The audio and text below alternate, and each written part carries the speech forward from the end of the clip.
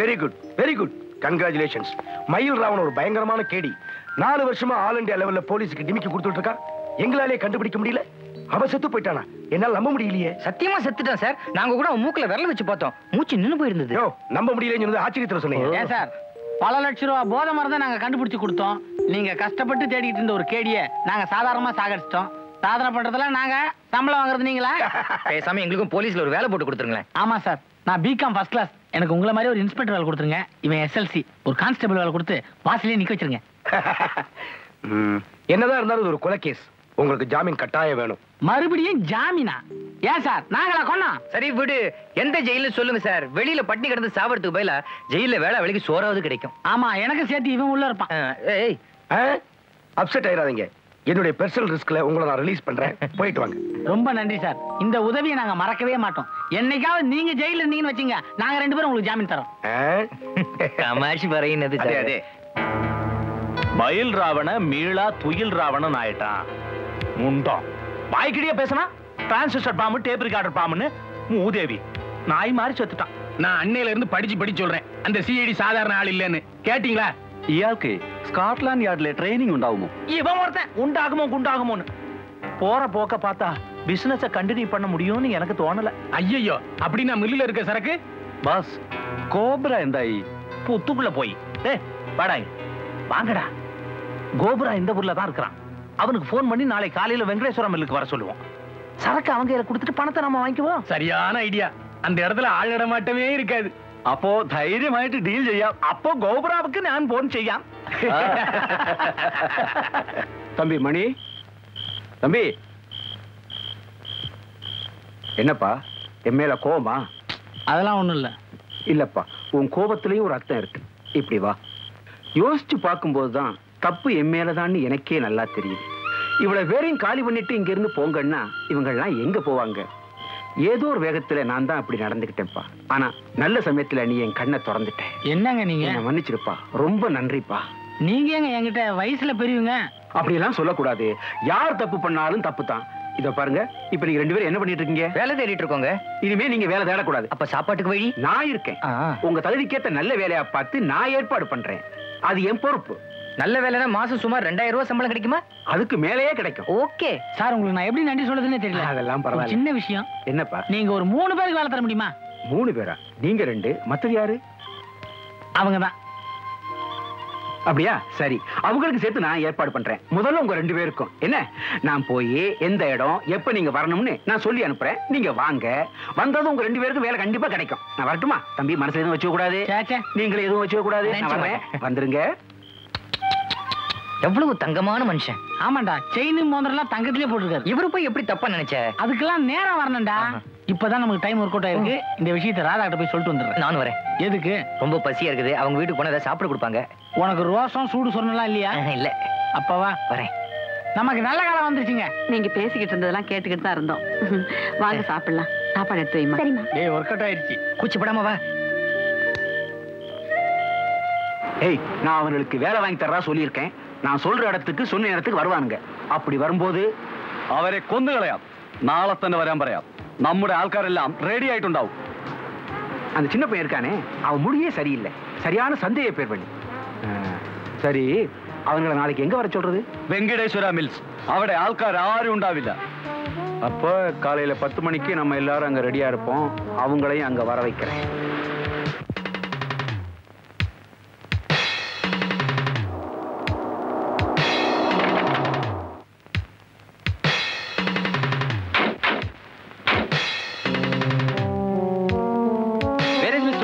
இப்ப வந்துருவாரு. அந்த சிஐடி பசங்களால ஏதாவது ஆபத்து வந்தா உதவியா இருக்கட்டுமே பாடி கார்ட்ஸோட வந்த.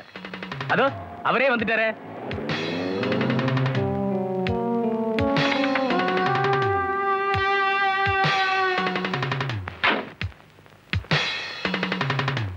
Hello cobra. Hello mister Masilamani. அப்ப வந்துட்டீங்களா? வாங்க உள்ள போய் பேசுவோம்.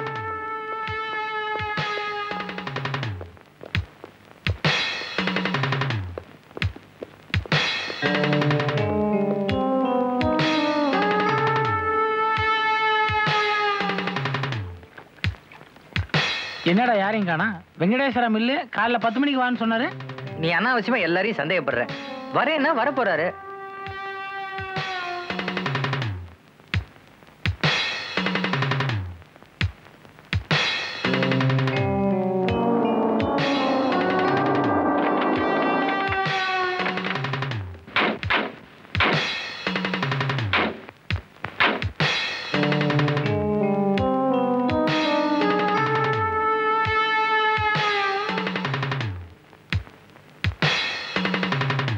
பத்து மணிக்கு வெங்கடேஸ்வரா மில்லுக்கு வேலைக்கு வாங்கன்னு சொல்லி அனுப்பிச்சிருந்தேன்.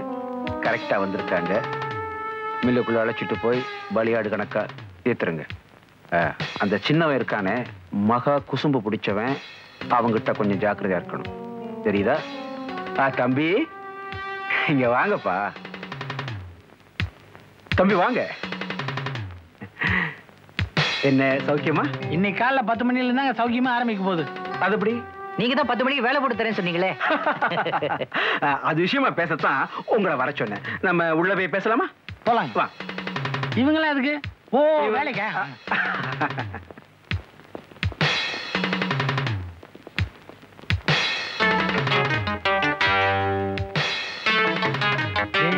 இவனுக்கு தான் நம்மகிட்ட பொட்டி பிடிங்க போனவனுங்க. அதே ஆளுங்க தான். என்னப்பா கதவு திறந்தே இருக்கு? எவனோ 2 பேர் வந்து நிக்கிறான். எனக்கு சந்தேகமா இருக்கு. பசங்க 2 பேரும் ஏதோ செட்டப் பண்ணிட்டாங்க போல இருக்கே. அந்த சீடிங்க 2 பேரும் நம்மளை பிடிக்க ஆளுங்களோட இங்கேயே வந்துட்டாங்க சார். அப்படியா? என் தொழிலையே நாசமாக்கிடுவானுங்க போல இருக்க. இந்த மரம் அவனுங்களை விடக்கூடாதா? அந்த சிஐடிங்களையும் அவன் ஆளுங்களையும் க்ளோஸ் பண்ணுங்கடா. போங்கடா.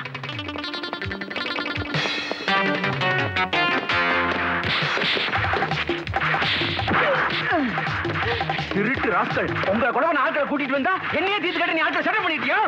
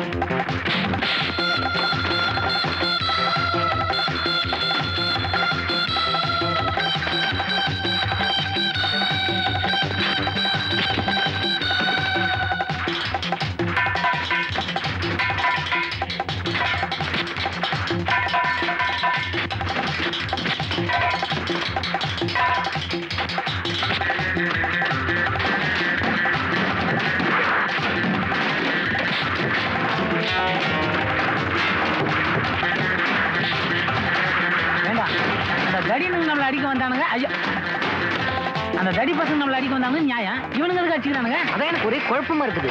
ஏய், சிகப்பு கட்சிக்கும் ப்ளூ கட்சிக்கும் தகராறு. நம்ம எந்த கட்சி சேர்ந்து? நான் மஞ்சள் கட்சி. அங்க பாரு. ராம் ராம்ஜி. அரே ராம்ஜி. ராமனாவது சீதாவது. நீ எந்த கட்சி? சிவப்பு கட்சியா ப்ளூ கட்சியா? ஒண்ணுமில்ல. போட்டி போட்டி. அபின் அபின். ஐயோ அபின்.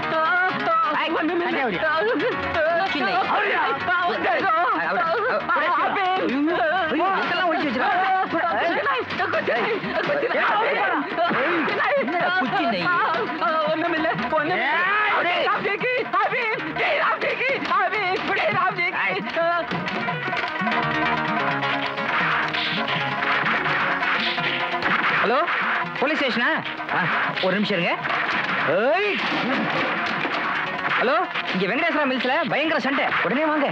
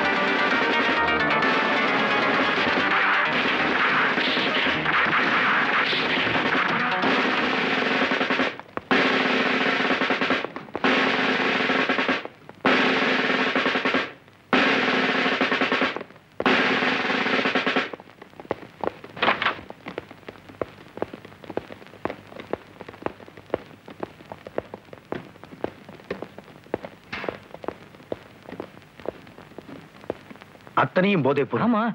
கை. ஏன் சார், ஏற்கனவே நாங்க ஒரு தடவை போதை பொருள் கண்டுபிடிச்சு கொடுத்துருக்கோம். இது 2வது தடவை சார். சார், போலீஸுக்கே கிடைக்காத மயில் ராவணனை நாங்க கொன்னு இருக்கோம். டேய், மறுபடியும் மாட்டிக்காத. அது அவனே செத்துட்டான் சார். ஆமா. ஏன் சார், உங்களாலேயே முடியாத பல சாதனைகள் நாங்க பண்ணிருக்கிறோமே, உங்க டிபார்ட்மெண்ட்டை சொல்லி ஒரு வேலை வாங்கி கொடுக்க கூடாது? கவலைப்படாதீங்க, ஐஜிட்ட சொல்லி எங்க டிபார்ட்மெண்ட்லயே உங்களுக்கு வேலை வாங்கி தரதுக்கு ஏற்பாடு பண்றேன். ரொம்ப தேங்க்ஸ் சார். எங்களுக்கு பெரிய பதவியெல்லாம் வேண்டாம். எங்க 2 பேரையும் ஐஜி ஆக்கிடுங்க. டேய், நான் பிகாம் ஃபர்ஸ்ட் கிளாஸ். நான் தான் சார் ஐஜி, இவன் டிஐஜி. ஆமா, டிஐஜி தான் பெரிய பதவி. 3 எழுத்து. சல்யூட். Yes sorry sir.